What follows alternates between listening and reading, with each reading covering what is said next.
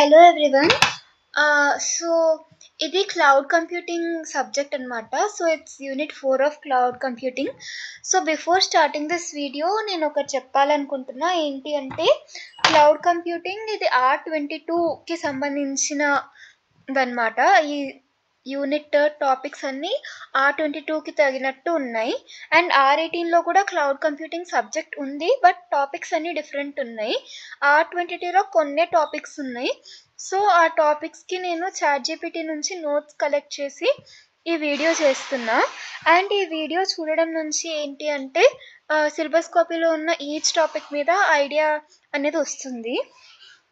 So 4th unit పేరేమో networking for cloud computing. అంటే ఈ యూనిట్ మొత్తం క్లౌడ్ కంప్యూటింగ్కి నెట్వర్కింగ్ అనేది ఎంత ఇంపార్టెంట్ అనేది ఉంటుంది. మనకు క్లౌడ్ కంప్యూటింగ్కి నెట్వర్కింగ్ ఇంపార్టెంట్ అని ఆల్రెడీ తెలుసు. ఎందుకంటే క్లౌడ్లో మనం అప్లోడ్ చేసుకున్న ఫైల్స్ అవన్నీ ఏవైతే ఉంటాయో వాటిని యాక్సెస్ చేయాలి అంటే మనకి ఇంటర్నెట్ కావాలి కదా. క్లౌడ్లో ఉన్నవి అంటే మనం బెస్ట్ ఎగ్జాంపుల్ మన మైండ్లోకి వచ్చేది గూగుల్ డ్రైవ్. ఇప్పుడు గూగుల్ డ్రైవ్లో కానీ వన్ డ్రైవ్లో కానీ మనం ఏమైనా ఫైల్స్ అప్లోడ్ చేసుకుంటాం కదా, అవి యాక్సెస్ చేయాలి ఆ one drive through our Google drive through అంటే మనకి ఇంటర్నెట్ కావాలి. సో అట్లా ఇంపార్టెన్స్ గురించి ఉంది యూనిట్ 4 మొత్తం. ఐ గెస్ 5 టాపిక్సే ఉన్నాయి దీంట్లో. So first introduction, first topic ఏమో. సో నెట్వర్కింగ్కి ఇది definition: interconnection of cloud resources, data centres and users. అంతే కదా, ఇప్పుడు డేటా సెంటర్స్ ఉండాలి, యూజర్స్ ఉండాలి అండ్ క్లౌడ్ రిసోర్సెస్ ఉండాలి. వీటన్నిటి ఇంటర్కనెక్షన్ నెట్వర్కింగ్. సో ఎక్స్ప్లెనేషన్ ఉంది ఇది. And cloud computing depends on network connectivity, ఇంతకుముందు మనం అనుకున్నదే. And networking is back bone of the cloud, అంటే ఇంపార్టెంట్ అని ఇంకొక వేరే టర్మ్స్లో చెప్తున్నాం అంతే. అండ్ రిలయబుల్ నెట్వర్క్ లేకపోతే cloud computing cannot function properly. ఎందుకంటే నెట్ లేకపోతే మనం యాక్సెస్ చేయలేము. That is a very basic point, మనకు తెలుసు కదా. అండ్ నీడ్ ఏంటి అంటే కనెక్టివిటీ. క్లౌడ్ సర్వర్స్ ఉంటాయి, స్టోరేజ్ సిస్టమ్స్ ఉంటాయి అండ్ మనం ఉంటాం. ఇప్పుడు క్లౌడ్ సర్వర్స్ ఉంటాయి కదా, అవి మనకి ప్రాసెసింగ్ అనేది చేయాల్సి వస్తుంది. మనకి ఏమైనా సర్వీసెస్ ఇవ్వాలి అండ్ మనం రిక్వెస్ట్ చేసిండేది మనకి ఫైల్ ఇవ్వాలి అంటే అది కొంచెం ప్రాసెసింగ్ చేయాల్సి వస్తుంది. సో సర్వర్స్ ఇంకా స్టోర్ చేసుకుంటాయి మన డేటా అని. సో స్టోరేజ్ సిస్టమ్స్ అండ్ మనం యాక్సెస్ చేస్తాం యూజర్స్. అండ్ రిసోర్స్ షేరింగ్కి కూడా networking is very important, because multiple users ఒకే టైంలో ఒక రిసోర్స్ని చూడగలుగుతున్నారు. So resource sharing. ఇప్పుడు నోట్స్ కూడా అంతే కదా. ఇప్పుడు నోట్స్ కానీ ఏమన్నా డ్రైవ్ లింక్ ఉంటే మనం అందరం ఒకటేసారి దాన్ని యాక్సెస్ చేయొచ్చు అట్లా. అండ్ స్కేలబిలిటీ ఎన్ష్యూర్ చేయడానికి. స్కేలబిలిటీ అంటే addition or removal of resources dynamically. అంటే రిసోర్సెస్ యాడ్ చేసినందుకు అంతకుముందు ఉన్న వాటికి ప్రాబ్లం రాకుండా చూస్తుంది. And high data transfer speed, పర్ఫార్మెన్స్లో మంచి స్పీడ్గా పంపించుకోవడానికి వస్తుంది. ఫైల్స్ ట్రాన్స్ఫర్ చేసుకోవడానికి హై స్పీడ్ మెయింటైన్ చేస్తుంది అని. అండ్ సెక్యూరిటీ అంటే మన డేటాకి సెక్యూరిటీ ఇవ్వాలి కదా వాళ్ళు, అండ్ దాని గురించి. అండ్ కీ కాంపోనెంట్స్ ఏంటి అంటే క్లయింట్ డివైస్. మనకు తెలిసింది ఏంటి అంటే మనకు ఫోన్ ఉండాలి, ఇంకా ఆ ఫోన్లో ఇంటర్నెట్ ఉండాలి, ఇంకా మనదంతా క్లౌడ్ దగ్గర స్టోర్ అయి ఉంటుంది కదా, అది క్లౌడ్ డేటా సెంటర్ అన్నట్టు ఇక్కడ. ఇంకా ఇవి కాకుండా ఇంకొక 3 థింగ్స్ ఉన్నాయి బ్యాక్ ఎండ్లో. ఏంటి అంటే వర్చువల్ నెట్వర్క్స్. ఇవి isolated private networks inside the cloud అనమాట. అండ్ లోడ్ బ్యాలెన్సర్స్ ఒకటి. అంటే చాలామంది ఒకదాన్ని యాక్సెస్ చేయాలనుకుంటే అందరు ఒకటే సర్వర్ ఇంతమందికి సర్వ్ చేయాలి అంటే కష్టమవుతుంది. కాబట్టి అందరినీ డివైడ్ చేసేసి డిఫరెంట్ సర్వర్స్కి డిస్ట్రిబ్యూట్ అయిపోతాం మనం. అది load balancing. And routers, switches. మనం ఇప్పుడు నెట్వర్కింగ్ గురించి మాట్లాడుతున్నాం కాబట్టి రౌటర్స్, స్విచ్చెస్ అవన్నీ ఇంటర్నెట్కి సంబంధించింది కదా, సిఎన్లో వచ్చినట్టు. So routers and switches are mandatory because we are talking about network. And advantages ఇక్కడ ఇస్తున్నా, చదువుకోండి. బికాజ్ ఇంతకుముందు మాట్లాడిన పాయింట్సే అడ్వాంటేజెస్లో ఉంటుంది. So that's why. ఇంకా next topic is overview of data centre environment. ఇప్పుడు డేటా సెంటర్ అంటే ఏంటి అంటే, ఇప్పుడు ఇంతకుముందు ఆన్సర్‌లో అనుకున్నాం కదా! మనకు సర్వర్స్ కావాలి, మనకు ప్రాసెసింగ్ కోసం, ఇంకా మన డేటా స్టోర్ చేసుకోవడానికి స్టోరేజ్ డివైసెస్ కావాలి. Like hard disk etcetera, etcetera. ఇంకా మనకి ఇంటర్నెట్ కావాలి అని. So, servers, storage systems and networking equipment. ఈ 3 లార్జ్ నంబర్ ఆఫ్ ఎక్కడైతే ఉంటాయో లార్జ్ నెంబర్ ఆఫ్ ఇట్లాంటి డివైజెస్‌ని వాటిని లార్జ్ నెంబర్ ఆఫ్‌ని మెయింటైన్ చేస్తుందనమాట ఒక డేటా సెంటర్. ఇప్పుడు ఎక్స్‌ప్లనేషన్ ఇచ్చింది. సో, క్లౌడ్ సర్వీసెస్ ప్రొవైడ్ చేస్తాయి కదా! మనకు తెలిసిన కొన్ని famous companies Google drive, Azure అలాంటివి డేటా సెంటర్స్ దగ్గరనే రన్ అయితుంటాయన్నమాట. సో, డేటా సెంటర్ ఎన్వైర్న్మెంట్ లో ఏముంటుంది మెయిన్‌గా అంటే, ఈ సర్వర్స్ అవన్నీ ఉన్నాయి కదా! వాటికి పవర్ కావాలి. అండ్ కూలింగ్ సిస్టమ్స్ కావాలి. బికాజ్ అవి కంటిన్యూయస్‌గా వర్క్ చేస్తుంటే వాటికి కూలింగ్ సిస్టమ్ అనేది అవసరం. అండ్ ఇంటర్నెట్ కావాలి. యూనిట్ నేమ్‌లోనే నెట్వర్కింగ్ ఉంది. సో, నెట్వర్కింగ్ కావాలి. అండ్ మన డేటా ఉంది కాబట్టి సెక్యూరిటీ కావాలి. ఇంతకుముందు నెట్వర్కింగ్ ఈజ్ బ్యాక్ బోన్ అనుకున్నాం కదా! ఇప్పుడు data centre is physical back bone of cloud. దాంట్లో జస్ట్ బ్యాక్ బోన్ అని వచ్చింది. దీంట్లో ఫిజికల్ బ్యాక్ బోన్ అని ఉంది. ఇంకా మెయిన్ కాంపోనెంట్స్ ఏంటి డేటా సెంటర్‌లో అంటే సర్వర్స్. అంతకుముందు నుంచి ఫస్ట్ టాపిక్ ముందు నుంచి కూడా అనుకుంటున్నాం. సర్వర్స్ కావాలి, స్టోరేజ్ సిస్టమ్ కావాలి అండ్ నెట్వర్క్ డివైసెస్ కావాలి. And we need virtualization softwares also. ఇప్పుడు వర్చువలైజేషన్ సాఫ్ట్‌వేర్ ఎందుకు యూజ్ చేస్తామంటే మనం ఒక సర్వర్ ఉంది. ఆ సర్వర్‌ని మనం మళ్ళీ ఇట్లా పార్ట్స్‌గా డివైడ్ చేయాలి. ఈ సర్వర్‌లో ఇంత పార్ట్ దీనికి వాడాలి అని డివైడ్ చేసుకోవడానికి ఉంటుంది. సో, అదే ఇక్కడ వన్ లైన్‌లో ఎక్స్‌ప్లనేషన్ కూడా ఉంది. అండ్ కూలింగ్ సిస్టమ్ ఇంతకుముందు అనుకున్నాం. అండ్ పవర్ సప్లై కావాలి. Power supply and UPS. UPS అనేది కరెంట్ పోయినప్పుడు కొంచెం సేపటికి మనకి వర్క్ చేయడానికి డివైస్ అది హెల్ప్ అవుతుంది. And monitoring and security systems ఇది ఫైనల్‌గా. సో, మన డేటా ఉంటుంది. అన్‌ఆథరైజ్డ్ యాక్సెస్ రాకుండా మన డేటాకి చూడాలి. లైక్ ఎవరిదో డేటా ఉంటే నేను చూడకూడదు. నా డేటా మాత్రమే నేను చూసుకోగలగాలి అట్లా. అండ్ వేరే వాళ్ళు కూడా అటాక్ చేసి తీసుకునేటట్టు ఉండకూడదు మన డేటా. మనం క్లౌడ్ దాంట్లో పెడుతున్నామంటే ట్రస్ట్ చేసే పెడుతున్నాం. మళ్ళీ మన డేటాకి ఎట్లాంటి ట్రబుల్ ఉండకూడదు. అండ్ ఇది ఆర్కిటెక్చర్ అని చెప్పి జస్ట్ పాయింట్స్ ఇచ్చింది నాకు చాట్‌జీపీటీ. 3 లేయర్స్ ఉంటాయి. కోర్ లేయర్ ఏమో ఎక్స్టర్నల్ నెట్వర్క్‌ని కనెక్ట్ చేయడానికి మెయిన్‌గా. అండ్ అగ్రిగేషన్ లేయర్ అంటే ఇప్పుడు నెట్వర్క్‌కి సంబంధించినవి ఉంటాయి కదా! రౌటింగ్, ఇంకా వేరేవి కూడా ఫిల్టరింగ్, లోడ్ బ్యాలెన్సింగ్ అలాంటివి చూసుకుంటుంది. అండ్ యాక్సెస్ లేయర్ అంటే connects with individual servers and switches inside the data center. ఇది జస్ట్ ఒకసారి చూసుకోండి. And if you are interested గూగుల్‌లో ఒక డయాగ్రామ్ కానీ ఏమన్నా చూసి నేర్చుకోండి. అండ్ క్యారెక్టరిస్టిక్స్ ఏంటి అంటే, ఇంతకుముందు ఫస్ట్ టాపిక్‌ది అడ్వాంటేజెస్ చూసినాం కదా! ఆల్మోస్ట్ అట్లనే ఉంటుంది. సో, ఇది చదివేసుకోండి. And types of data centres. Enterprise data centre. Enterprise data centre అంటే ఏంటి అంటే, ఒక కంపెనీకి సంబంధించిన డేటా అంతా పెట్టుకోవడానికి ఆ కంపెనీ వాళ్ళే ఒక డేటా సెంటర్‌ని ఓన్ చేసుకుంటారు. ఇంక వేరే వాళ్ళు యూజ్ చేయరు. అండ్ వేరే వాళ్ళది వాళ్ళు యూజ్ చేయరు. వాళ్ళది వాళ్ళు మాత్రమే యూజ్ చేస్తారు. And colocation data centre next one. Colocation data centre అంటే ఒక rented space in third party facility అని ఇక్కడ ఇచ్చింది. అంటే ఏంటి అంటే, ఒక స్పేస్‌లో ఇట్లా మామూలుగా డేటా సెంటర్ అని ఉంటుంది కదా! డేటా సెంటర్‌లో కావాల్సినోళ్ళు ఇట్లా రెంట్ తీసుకొని ఆర్ థర్డ్ పార్టీ వాళ్ళు ప్రొవైడ్ చేస్తుంటే ఎవరికైతే అవసరం ఉందో వాళ్ళు రెంట్ తీసుకొని వాడడం. అండ్ క్లౌడ్ డేటా సెంటర్ ఇది మెయిన్‌గా ఏడబ్ల్యూఎస్, అజూర్ ఇంకా జీసీపీ అట్లాంటి వాళ్ళు ఓన్ చేసేది. అండ్ ఎడ్జ్ డేటా సెంటర్ అంటే located near users for faster access, low latency. Latency అంటే లోడింగ్ స్పీడ్ అనమాట. ఇప్పుడు ఈ డేటా సెంటర్స్ ఇప్పుడు మనకి దగ్గరలో ఉండేటట్టు మనం ఉండే లొకేషన్స్‌లో ఉండడం అట్లా ఇట్ మీన్స్. ఇంకా functions of data centre in cloud ఏంటి అంటే, store and process user data, virtual machines and కంటైనర్స్‌ని మేనేజ్ చేసుకుంటుంది. And backup and disaster recovery. ఇది main thing which we can write when we are discussing about cloud computing.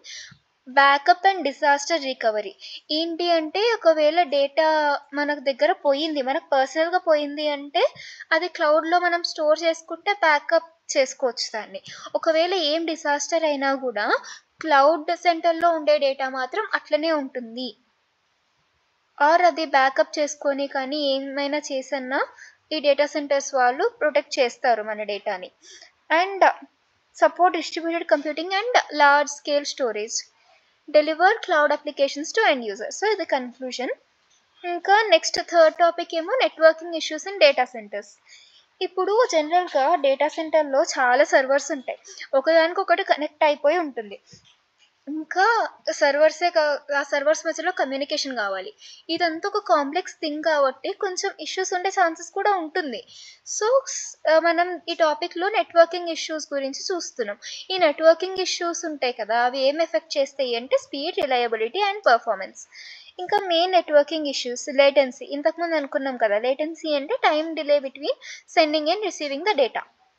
ఇప్పుడు మనం ఏదైనా upload చేద్దామని upload అని కొట్టినాం అనుకో, ఆ తర్వాత కొన్ని సెకండ్స్ తీసుకుంటుంది కదా అది స్టార్ట్ కావడానికి, దాన్నే మనం లేటెన్సీ అంటాం.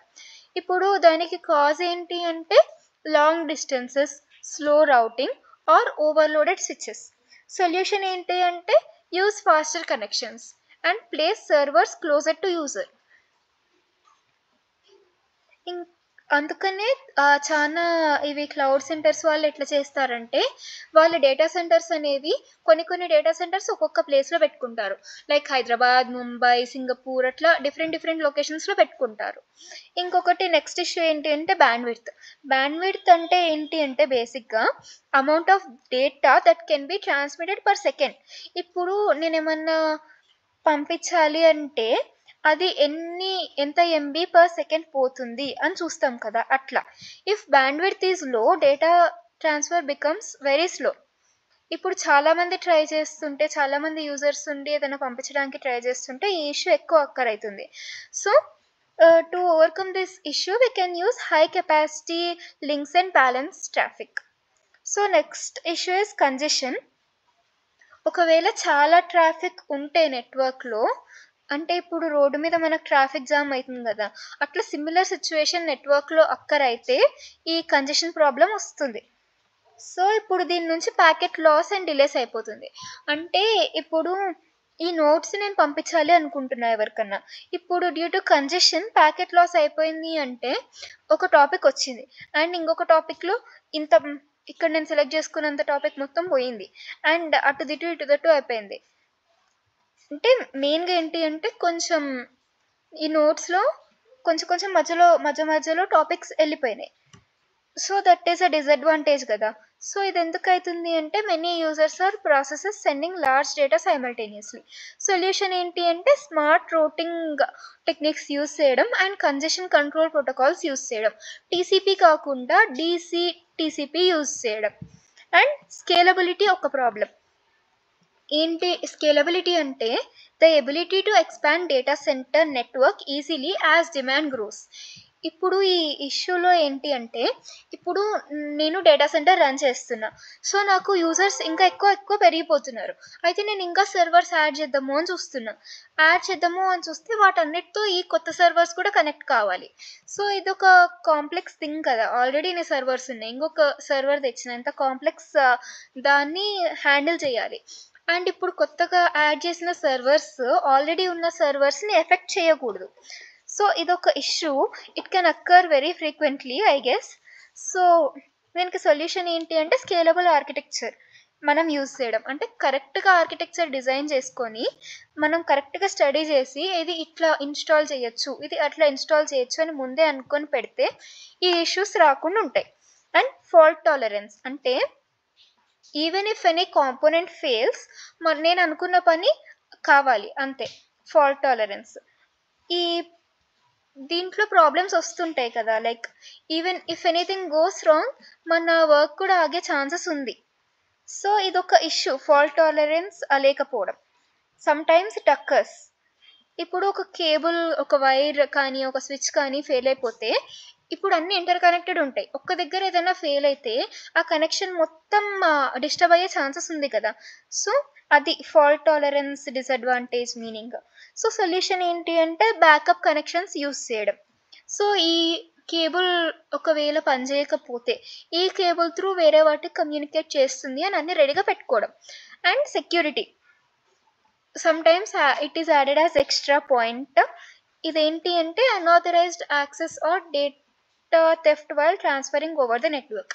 ఇప్పుడు నేను నెట్‌వర్క్‌లో ఒకవేళ పంపిస్తుంటే, ఈ నెట్‌వర్క్‌లో సంథింగ్ ఎళ్తా ఉంది అని అబ్జర్వ్ చేసి దాన్ని తీసుకోవడానికి వేరే వాళ్ళు ట్రై చేస్తారు కదా! దాని గురించి మెయిన్‌గా.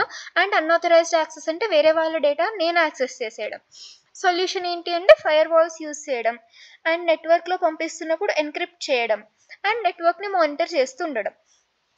ఇప్పుడు ఈ పైన ఉన్న ఆన్సరే సమ్మరీ టేబుల్‌లో ఇచ్చింది ChatGPT. So, latency, bandwidth, congestion ఇవన్నీ టర్మ్సే. బట్ దీంట్లో డిసడ్వాంటేజెస్ లెక్క మనం చెప్తున్నాం. ఇం ఇది ఏమో topic 3 networking issues in data centre. ఇంకా నెక్స్ట్ టాపిక్ 4 ఏమో transport layer issues in data centre networks. ఇప్పుడు టీసీపీ లేయర్ అనేది ఓఎస్ఐ మోడల్‌లో 4థ్ లేయర్ మనకి. ఇప్పుడు టీసీపీ లేయర్ ఎలాంటి టాస్క్స్‌కి రెస్పాన్సిబుల్ అంటే, ఇప్పుడు మన డేటా ఏదైతే ఉందో అది ప్యాకెట్స్‌గా డివైడ్ అయ్యి పంపించడానికి.